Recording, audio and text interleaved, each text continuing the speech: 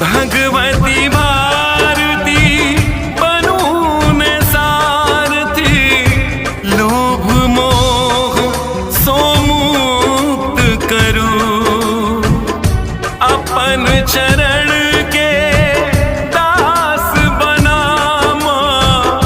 सत्य कर्म सो युक्त करूं, मांगे छी आनंद जगत ले, सरस्वती उपकार